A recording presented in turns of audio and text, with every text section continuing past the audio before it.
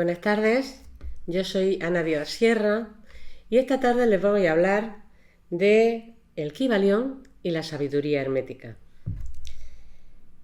Abordar este tema significa hablar del antiguo Egipto, aunque generalmente cuando se habla del movimiento hermético quizás tendemos a referirnos sobre todo a un periodo muy especial de la historia de Europa, que es el comienzo del Renacimiento.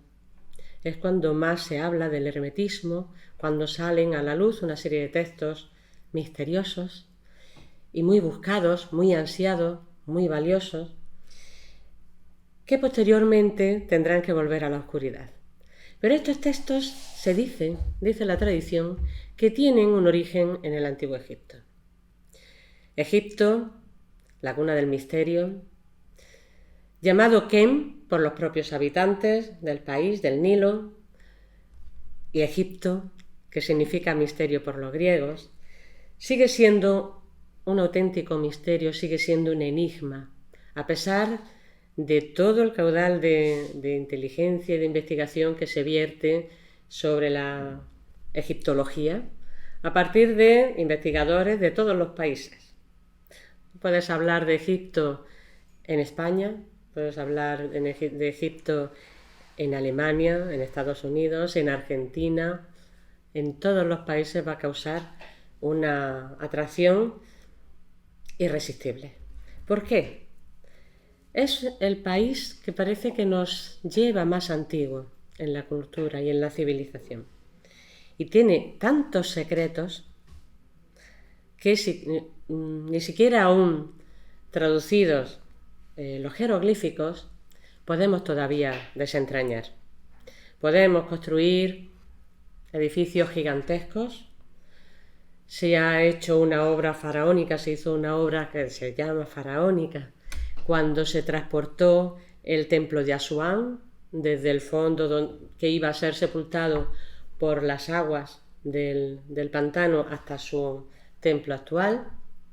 En fin, se han hecho muchas obras arquitectónicas, tecnológicas, y sin embargo las pirámides siguen ahí como desafiando a nuestra tecnología y en nuestra forma de hacer las cosas. Y en Egipto se enraiza esta sabiduría que se llamó el hermetismo. ¿Quién fue Hermes? El fundador de esta corriente. Los griegos llamaron Hermes a un personaje egipcio que los propios egipcios llamaban Tot. Tot, en la simbología de Egipto, es representado por una persona con cabeza de ibis que representa la sabiduría. Fue el que transmitió a los egipcios la escritura y la civilización, las matemáticas, la sabiduría. Los griegos, cuando llegaron a Egipto, a través de Alejandro Magno, equipararon este dios Tot con su dios Hermes. Hermes es una divinidad que en cierto modo tiene similitudes con Tot, tiene sus propias características en el panteón griego, tiene sobre todo la función principal de ser el enlace entre los hombres y los dioses. Y entonces empezaron a llamar a este personaje Hermes Tot. Este Hermes Tot es citado por muchos de los sabios de la antigüedad. En los comienzos del durante el siglo II y III, en los comienzos del cristianismo, fueron muy elogiados los textos de Hermes y las enseñanzas de Hermes, considerándose a Hermes Tot como uno de los primeros maestros de la humanidad. Los judíos equiparaban a Hermes con Moisés, lo situaban algunos antes, otros después del propio Moisés. Los griegos hablaban de que era de la época de Orfeo. En fin, siempre se le estaba dando una antigüedad muy grande, puesto que era el que había dado la cultura a Egipto.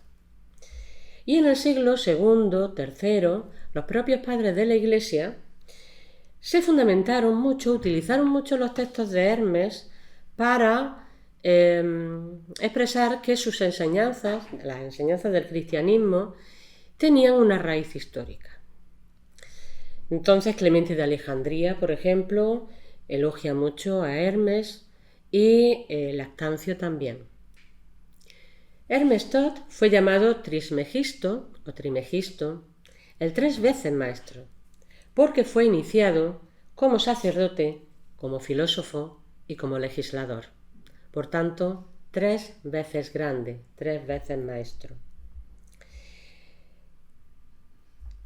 En el siglo II entonces aparecen unos textos atribuidos a este maestro que fueron estudiados y alabados por los primeros padres de la Iglesia para sustentar sus creencias.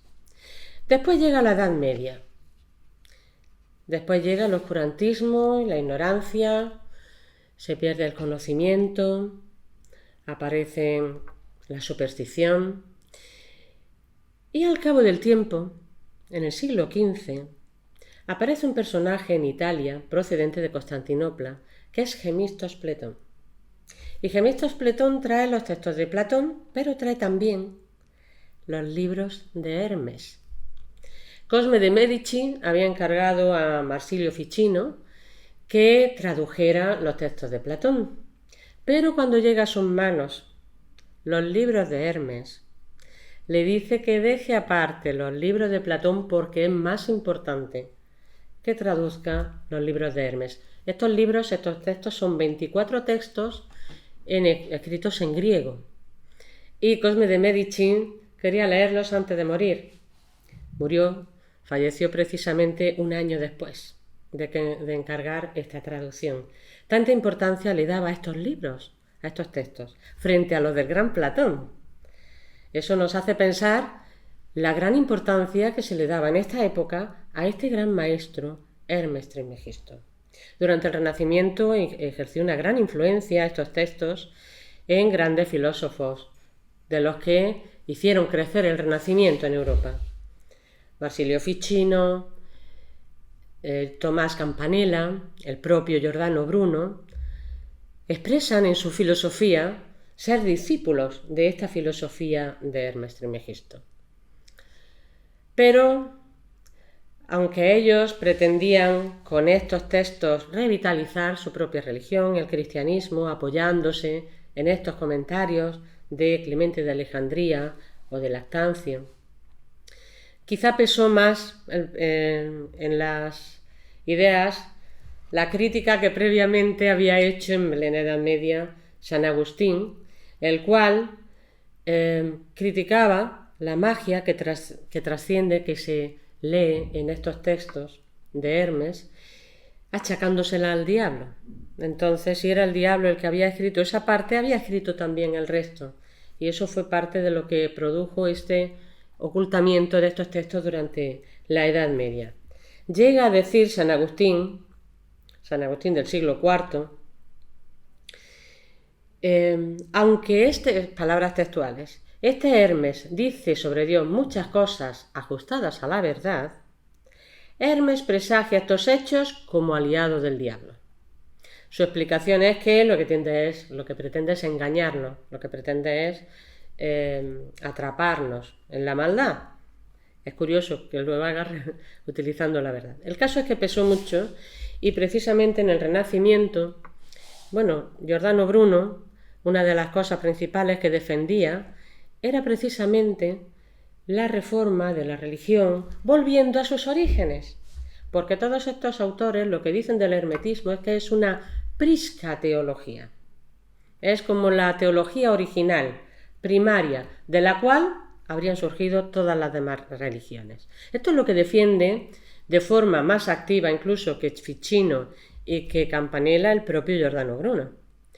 Podríamos pensar que fue llevado a la hoguera por defender el heliocentrismo de Copérnico, que el Sol era el centro del universo y no la Tierra.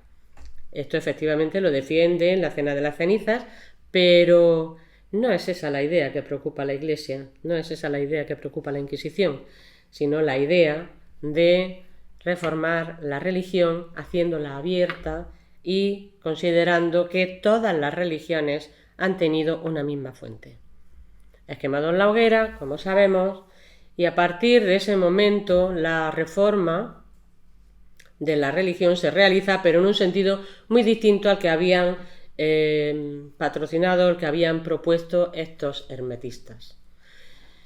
Se produce la reforma, se produce la contrarreforma, guerras de religión, la Inquisición persiguiendo a todo aquel que se apartara lo más mínimo de las creencias oficiales, y el hermetismo, que había surgido con tanto auge en el siglo XV, vuelve otra vez a recluirse en el secretismo, refugiándose en determinado tipo de asociaciones, digamos secretas, como podríamos hablar de los Rosacruces o un poco más tarde la masonería. ¿Qué son estos libros de Hermes? Vamos a hablar un poquito de estos textos porque hay mucho escrito y se puede discutir algunas de las cosas que se dan por sentado. Es precisamente en el siglo XVII cuando Casaubon, filólogo francés, estudiando los textos del Corpus Hermeticum, que son estos libros que aparecen en el Renacimiento, determina que el lenguaje utilizado en estos textos corresponde al siglo II después de Cristo. Con lo cual, como que ataca la antigüedad de estos textos, que aseguran que eran mucho más antiguos, de la época de Abraham o de Moisés. Por lo tanto, si fueron escritos en el siglo II, serían un fraude. Eso es lo que llegan a determinar pues, los historiadores, los filólogos del siglo XVII, XVIII y hasta el presente. Entonces, lo que vienen a decir es que es un fraude inventado por los cristianos del siglo II. Recordad que en el siglo II es cuando se escriben también los evangelios. No se escriben en la época de Jesús. Jesús no escribió nada, ni sus discípulos directos tampoco, sino los discípulos de sus discípulos los que van a recoger sus enseñanzas en los evangelios a partir del siglo II. Entonces, consideran que estos escritos habrían sido pues un intento de estos primitivos cristianos por fundamentar históricamente sus enseñanzas. Es una corriente que, puede tener su justificación, puesto que efectivamente en los textos herméticos se encuentran referencias que coinciden con el Génesis, en el Pimander. Se encuentran referencias y formas de hablar que podemos encontrar en los evangelios en el evangelio, por ejemplo, de San Juan. Encontramos muchas enseñanzas y explicaciones que podríamos incluso relacionar con los griegos.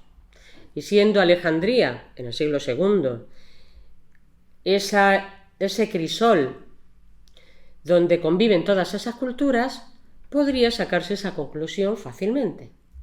Egipcios, griegos, hebreos y los incipientes cristianos conviven, y en su biblioteca famosa y en su museo, que no era donde se recogían objetos, no era una exposición de objetos, sino un lugar donde las musas inspiraban la investigación, en su escuela, coexistían y convivían y aprendían al mismo tiempo en las mismas clases unos y otros. Entonces podría haberse dado ese sincretismo, efectivamente. Podemos encontrar influencias hebreas, como he dicho, en la forma de contar el Génesis, el origen del mundo, la creación del hombre, imagen y semejanza de Dios, esa frase de creced y multiplicaos, está en el Pimander, y otra serie de enseñanzas existen ahí. Pero podemos tener en cuenta una cosa, creo que hay que tener en cuenta una cosa. El Génesis fue escrito por Moisés. Según la propia historia de Moisés, que se cuenta en la Biblia, fue criado por la propia reina de Egipto. Por lo tanto, llegó a considerarse un príncipe egipcio y debió de tener las mismas iniciaciones egipcias que cualquier otro príncipe. No es posible imaginar que Moisés vertiera en su Génesis no solamente lo aprendido de Abraham, al que no conoció, y sí aprendido en Egipto? Entonces, esas similitudes en el contar el origen del mundo en el Pimanter y en el Génesis no tiene por qué ser del siglo II, puede ser muy antigua. Muy antigua. Tiene similitudes, como hemos dicho, de influencias cristianas. Por ejemplo, en el Evangelio de San Juan encontramos términos como el Hijo de Dios y la utilización de la palabra verbo también para referirse al Hijo de Dios. Estas expresiones se encuentran también en los textos herméticos. Por ejemplo, en una carta de San Juan dice a sus discípulos: el verbo del que habláis, por el que todo ha sido hecho, que es la luz y la vida, se ha hecho carne. En esta frase podemos tener seguro que el término de el verbo no lo ha creado San Juan, sino que lo ha tomado de estos textos. Es anterior a él. Es decir, que estos textos no se habrían inspirado en San Juan, sino al revés, puesto que San Juan está diciendo: este verbo del que habláis es Jesús. Vosotros ya estáis hablando de esta terminología y yo lo identifico con Jesús. Esa es la idea que, por lo tanto, no es una prueba de que estos textos sean del siglo II, sino que pueden ser mucho más antiguos. Considerando además que encontramos estos términos también, no solamente en estos textos escritos en griego, sino en templos egipcios, templos como el de Philae o el de Medinet Habu. Encontramos textualmente: el sol es el primer nacido, el Hijo de Dios, el Verbo. Y esto es 13 siglos antes de Jesucristo. Con lo cual, encontrar esas expresiones en estos textos herméticos no es una prueba de que sea influenciado por los cristianos, sino más bien al revés. Hemos dicho que tiene también influencia griega. Por ejemplo, hay muchos términos que se explican en el Timeo y que son muy parecidos a cómo se explican en los textos herméticos. Como por ejemplo que Dios está por encima de la materia, pero no es el que crea la materia de la nada, sino que ya va generando de otra cosa, ¿no?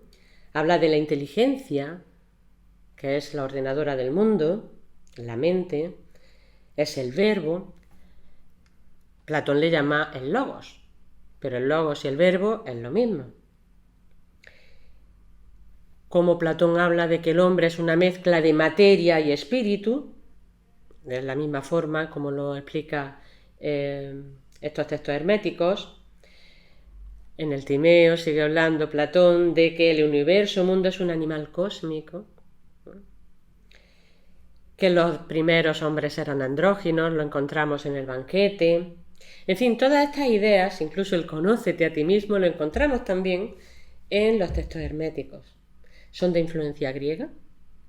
Hay que tener en cuenta al respecto de esta influencia que cuando los griegos entraron en la historia, Egipto era la gran civilización, hasta el punto de que todos los griegos importantes que buscaban el conocimiento, los grandes sabios de Grecia, iban a Egipto siempre y eran iniciados en Egipto.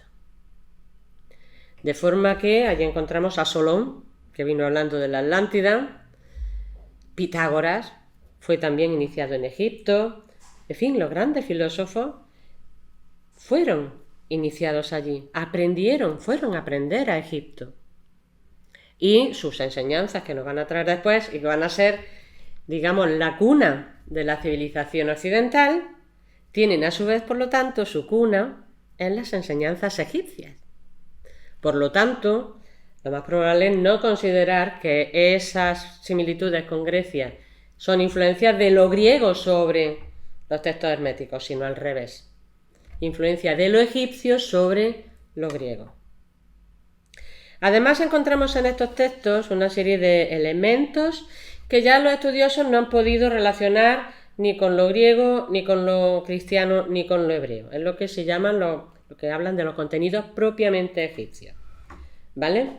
Esos son, por ejemplo, la idea del panteísmo, porque vemos en Egipto tantos dioses, ese politeísmo tan plural, tan colorido, tantísimos dioses. Sin embargo, subyace en ese politeísmo egipcio siempre un panteísmo. Sería el mismo Dios uno el que se manifiesta en cada uno de esos otros dioses menores. Eso es lo que se puede ver no solamente en los textos herméticos, sino que también se puede entender de la lectura, por ejemplo, del Libro de los Muertos. No sé si sabéis que el Libro de los Muertos no es exactamente un libro, no es una serie de páginas, son una serie de textos que se encuentran en las tumbas. Y hay algunos papiros famosos que tienen también fragmentos de este Libro de los Muertos. En este Libro de los Muertos se narra cómo el alma, cuando se produce el fallecimiento, tiene que recorrer distintos pasos hasta llegar al juicio de Osiris, en el cual se va a juzgar cómo ha sido su vida y de ahí pasará al cielo si su vida ha sido justa o tendrá que volver a nacer. Así es como se cuenta en el Libro de los Muertos. Y en este tipo de textos encontramos elementos tan importantes que vamos a ver luego también en los libros herméticos, como el tema del valor de la palabra, el verbo, la palabra de poder, el nombre secreto de los dioses, de las puertas que tenía que pasar el difunto cada vez que en su camino hacia el Amenti, hacia el cielo. El viento como soplo vitalizador, son una serie de ideas que son propiamente egipcias, ¿no? Y que se encuentran perfectamente plasmadas en estos textos herméticos. Entonces, dudar de su origen egipcio y antiguo es como atribuir, imaginaros que por alguna cuestión desaparecieran todas las Biblias y solo sobreviviera una Biblia china. Tendríamos que interpretar que ese libro, el contenido y toda la cultura de la Biblia es del siglo XX y tiene su origen en China. No, pues quizá tampoco deberíamos sacar esa conclusión de los libros herméticos. Hay que tener en cuenta además que no tiene solo similitudes con el cristianismo, con el judaísmo o con la cultura clásica griega. Es que además tiene muchas ideas similares totalmente a la India, a la cultura india, a la religión india. Por ejemplo, la división a partir de lo 1 en 3 y luego en 7, eso lo vamos a ver en textos muy antiguos de la India. La idea de la evolución del hombre a través de distintas humanidades, siendo la primera andrógina, la idea de la reencarnación, la importancia de la meditación y el desapego para alcanzar la iluminación, todo eso es muy propio del mundo oriental y también lo encontramos aquí. Entonces podría ser una obra sincrética, efectivamente, pero también podríamos hacer caso a la tradición ligada a estos textos y decir que efectivamente es tan antiguo que ha podido llegar a influir en todas esas otras corrientes. Hay que tener en cuenta que en la antigüedad lo primero, como se transmitía la enseñanza, aunque ya se había desarrollado la escritura, era principalmente de forma oral, de maestro a discípulo, y de eso no quedarían escritos. Hay que considerar también que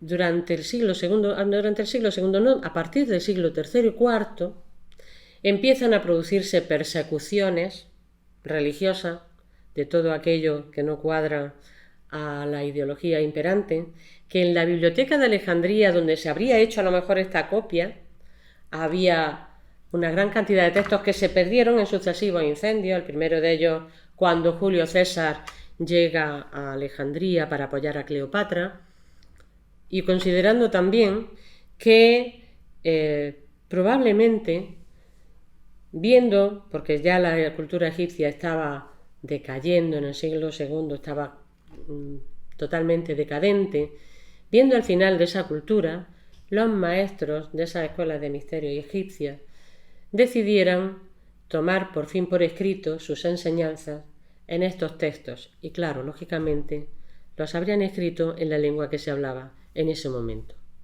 puesto que el griego en el mundo romano era la lengua culta, digamos, por excelencia.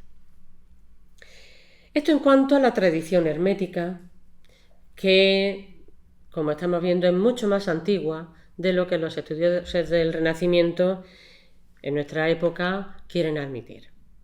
Yo tiendo a hacer caso a esa tradición de que estos textos vienen de más antiguo. Esa sabiduría viene de más antiguo. ¿Y el Kybalión? El Kybalión no es uno de los textos del Corpus Hermeticum. El Kybalión es muy posterior.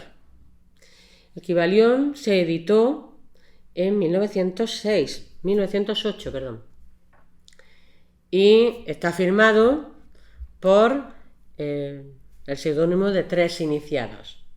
No sabemos si se refieren a Trismegisto, el 3 veces iniciado, o a las personas que contribuyeron a escribir esta obra, el Kybalión. El Kybalión no es una palabra egipcia, es una palabra, se parece más a un término griego que viene a significar el piloto de un barco, por lo cual lo podríamos traducir como la guía de la sabiduría egipcia. Es un libro que recoge la sabiduría que hemos encontrado en el Corpus Hermeticum, aunque de una forma mucho más clara, más concisa y más comprensible. Por eso el nombre de la clave o la guía le va muy bien a este texto, porque nos da como las claves para poder entender mejor el Pimander, el Asclepios o todos los demás textos del Corpus Hermeticum.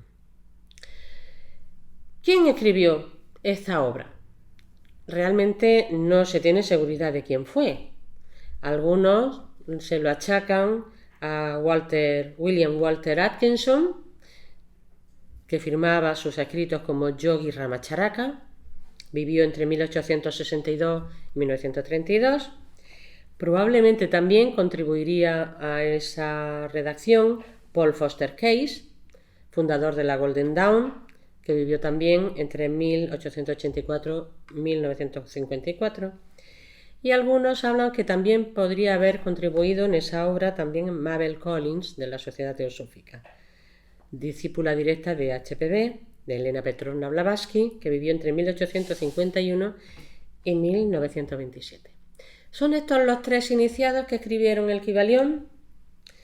No lo podemos saber. En la introducción del Kybalión lo que nos dicen sus escritores es que ahí han recogido una serie de enseñanzas que son herméticas, que son procedentes de la enseñanza de Hermes y que se han ido transmitiendo de forma oral a través de los siglos, y que ellos finalmente los recogen por escrito.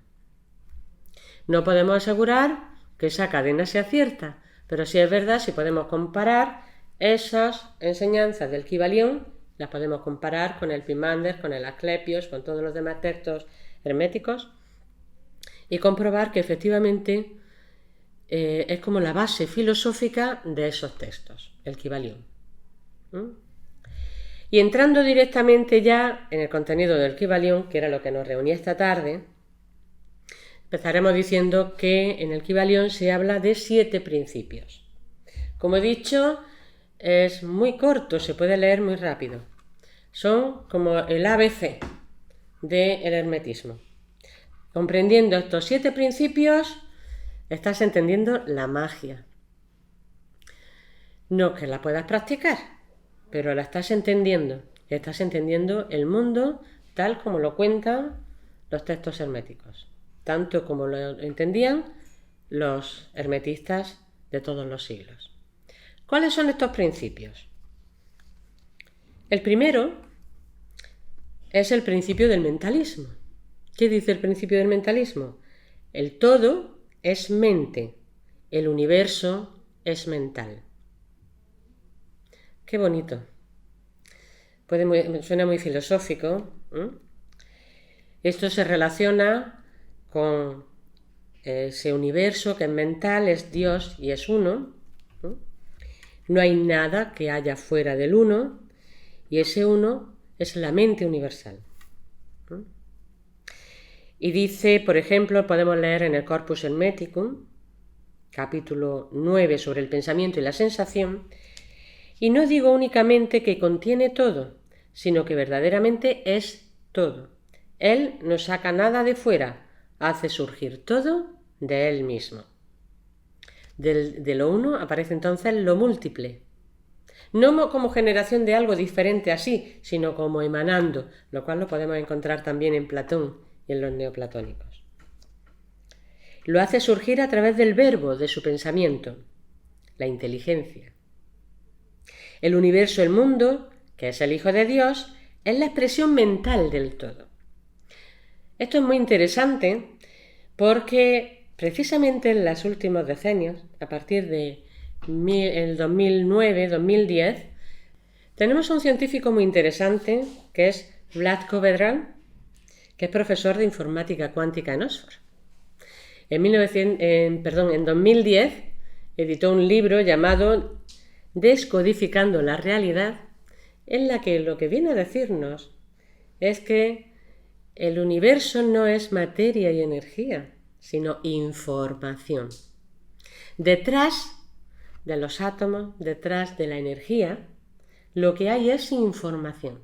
Y la información es anterior a la materia y a la energía. Estamos hablando de información. Platón nos decía, podemos entender el universo porque el universo es inteligible. Podemos captar la información que hay en el universo. Por lo tanto, es un paso muy interesante esa idea científica de que efectivamente el universo es mental, es de naturaleza mental, es información. El segundo principio, como es arriba es abajo, como es abajo es arriba. Ese es el principio de correspondencia. El principio de correspondencia es fundamental en la magia. El principio de correspondencia es la que hace que se corresponda las energías de arriba con lo que hay abajo. El fundamento, por ejemplo, de la astrología. Es lo que hace que, por simpatía que existe entre las cosas, se puedan conectar y producir transformaciones. Hay una correspondencia entre las leyes y de los fenómenos físicos y los distintos planos de la existencia. Podemos comparar la estructura del átomo con la estructura de una galaxia o de un sistema solar. En el átomo es el núcleo que está en el centro y en el sistema solar es la estrella. Lo demás gira a su alrededor. Podríamos decir, bueno, una casualidad. No. Esa estructura se repite en los distintos niveles, de lo material. Si vemos una célula que está por encima del átomo y por debajo del sistema solar, tenemos la misma estructura. Pero es que lo que nos viene a decir este principio de correspondencia es que no solamente se produce a nivel físico, sino también a nivel energético, a nivel emocional y a nivel mental. Hay una correspondencia de lo de arriba con lo de abajo, en todos los planos. Este principio de correspondencia es el que capacita al hombre a conocer lo conocido, a conocer lo desconocido a partir de lo que ya conoce. Ese principio de analogía y de correspondencia. El tercer principio es el principio de vibración. Nada descansa, todo se mueve, todo vibra. Dice el texto en concreto, Dios no está ocioso. De otra forma, todo estaría en reposo. No puede haber producción sin movimiento. Ahora bien, todo lo que se mueve está vivo y la vida universal es una transformación necesaria. Podemos estar viendo esta mesa y nos parece que está quieta, pero está constituida de átomos en cuyo interior los electrones no paran de moverse. A su vez yo parece que estoy quieta. Vosotros creéis que estáis quietos. Pero nuestra Tierra se está moviendo en torno a sí misma y se está moviendo alrededor del Sol, a una velocidad que no podemos ni imaginar. el propio Sol se está moviendo dentro de la galaxia y la propia galaxia se está moviendo. Todo está en movimiento. Y un movimiento, podríamos decir, vibratorio en cierto modo. Todo se mueve, nada está quieto. Esta enseñanza la vemos también en el Bhagavad Gita, cuando Krishna le dice a Arjuna que si él se detuviera se pararía todo el mundo. Todo está en movimiento, en los distintos planos. El cuarto principio es el principio de polaridad, que dice: todo es dual, todo tiene su par de opuestos. Semejante y desemejante son lo mismo. Los opuestos son idénticos en naturaleza, pero diferentes en grado. Los extremos se encuentran. Todas las paradojas pueden ser reconciliadas. Y aquí nos está hablando de los opuestos que vamos a encontrar de forma también importante en Platón. Los opuestos podemos hablar de luz y oscuridad, pero no son opuestos luz y duro, por ejemplo. El opuesto de duro es blando. Entonces los opuestos son de la misma naturaleza, se están refiriendo a lo mismo, pero en distinto grado. Por lo tanto, los opuestos se están relacionados entre sí. Y eso hace que podamos resolver todas las paradojas. El bien y el mal son parte de lo mismo, son de la misma naturaleza. Está en nosotros diferenciar el bien del mal y equilibrarlos. El quinto principio es el principio del ritmo. Hemos dicho que todo está en movimiento y que todo tiene opuestos. Bueno, pues hay un ritmo en todo ello. Dice el principio: todo fluye fuera y dentro. Todo tiene sus mareas. Todas las cosas suben y bajan. La oscilación del péndulo se manifiesta en todo. La medida de la oscilación hacia la derecha es la medida de la oscilación hacia la izquierda. El ritmo compensa. Esto nos está hablando de cómo se produce el movimiento. Todo está en movimiento, pero no es un movimiento caótico, no es un movimiento aleatorio, no es un movimiento caprichoso, es un movimiento oscilatorio, que está continuamente yendo, viniendo, fluyendo y refluyendo. En cierto modo, eso está reflejando el movimiento circular, como el movimiento de la Tierra sobre sí misma, sobre el Sol, el movimiento del Sol alrededor de la galaxia. Entonces, ese tipo de movimiento es precisamente el que consigue el equilibrio entre los opuestos. Este es el que nos lleva hacia el equilibrio y hacia, incluso podríamos decir, la eternidad. Porque estamos hablando de que el tiempo es cíclico. Principio sexto. Principio de causa y efecto. Dice este principio: toda causa tiene su efecto, todo efecto tiene su causa. Todo sucede de acuerdo con la ley. Casualidad no es sino un nombre para la ley no reconocida. Hay muchos planos de causación, pero nada se escapa a la ley. Podemos hablar de que el azar escapa a la ley. Según este principio, eso no es cierto. Fijaros, se desarrolló la teoría del caos en las matemáticas para explicar por qué algunos movimientos parecen caóticos. Porque de verdad el movimiento está regido por leyes. El movimiento lo conocemos, lo podemos medir. ¿Por qué se produce el movimiento caótico? Porque hay muchos elementos que están actuando al mismo tiempo, pero no porque no haya una ley. Entonces, estudiar todos los factores que están actuando al mismo tiempo es complejo, nos resulta muy difícil y no podemos prever por dónde va a ir ese orden. Pero existe el orden. Nada escapa a la ley, entonces. No hay milagros. Todos esos actos mágicos propios del hermetismo no son por desconocimiento de leyes ni por forzar las leyes, sino precisamente siguiendo las leyes. En cuanto al principio séptimo, llegamos ya al final, es el principio de generación. El principio de generación dice lo siguiente: el género está en todo. Todo tiene sus principios masculino y femenino. El género se manifiesta en todos los planos. Lo que nos viene a decir aquí, hemos hablado del principio de polaridad, el principio de movimiento, de ritmo, equilibrio. Precisamente para que haya generación tiene que haber esa polaridad, que en este caso, hablando de la generación, es lo que hablamos de género. No puede haber corriente eléctrica si no hay un polo positivo y un polo negativo. No puede haber generación en el mundo de los hombres si no hay hombre, si no hay mujer. Tiene que haber esos dos polos que en el sentido de la generación es lo que llamamos el género. La generación se produce, por tanto, a través de los contrarios. Entonces los contrarios no son opuestos, no son para enfrentarse entre sí, sino para generar algo, para producir la regeneración también. Es un esbozo sobre el Kybalión, de lo que hemos estado hablando esta tarde. Os invito a que lo leáis y lo reflexionéis personalmente, individualmente.